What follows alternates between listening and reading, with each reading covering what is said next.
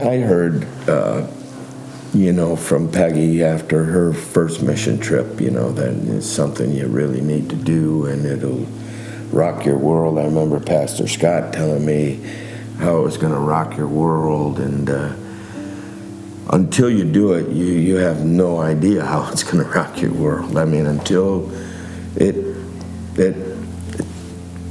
really does. You go over there to, build a chicken coop, paint a room, or help out with the kids, or, and to serve them. But in your doing that, I think you take back much more than you could ever possibly give them. It's hard to explain what it's like to experience it, really. It's unbelievable. I know I'll never complain again about anything. You see pictures, you see this, and yeah, you kind of have an idea. But you don't till you live it a little bit.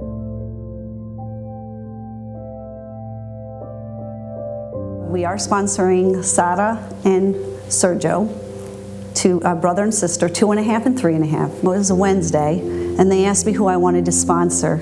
And all I can remember is this little girl that had really bad teeth, decayed teeth.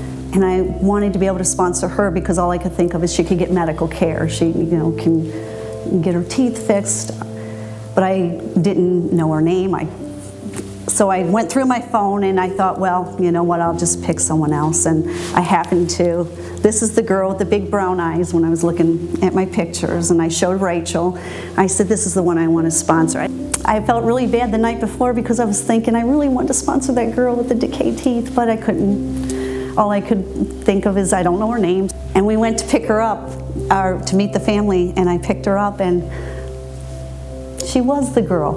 And I thought I was picking someone else, thinking that because I couldn't remember her name, and she was the girl. So God, that was definitely a God thing. I just looked up at the sky, and I said, thank you so much, God. This is who I wanted to sponsor. So that was a miracle. To sponsor 2 children every month was like $10 more a month. And Rachel had said, well, they have a younger brother. And I didn't meet and wasn't with any of the kids very much, just a little bit in the morning before we'd go, because I was building the chicken coop.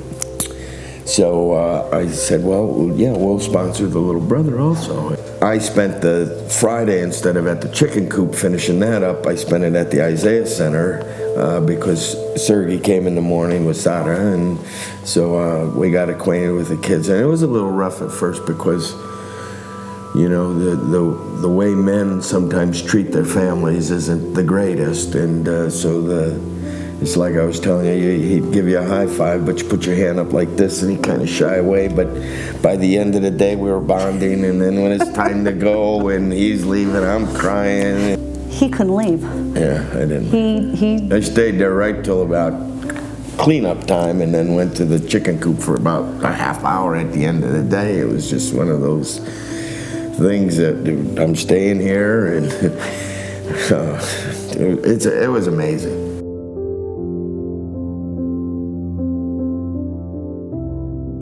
I think a lot of people have fears that chicken coop, like for instance, we knew we were going to do some painting in chicken coop. People have fears that, I don't think I'm strong enough to go over there. What talents do I have?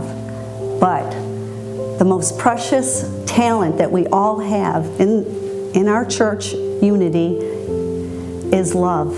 And that is the greatest gift. You go over there and you just love these children. You just hold them and just feel them loving you back. I mean, we can give love. That's the greatest gift that you can give a child or a family, is just being over there, showing that you care, giving them that precious gift of love. We are role models. We are modeling of our love for Christ in our families and our children. And we look at each other and we can honestly say, if only we knew what we know now. Right.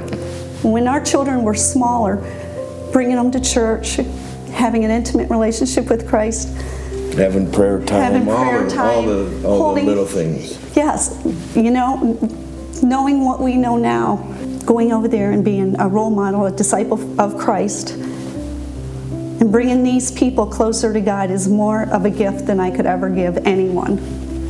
And you do that with your love, your gift of love. That's, if you're just not a mission person, you feel that you can't do a mission trip, if you sponsor a child, you can help their families. You can help change the culture that they're trying to through the children.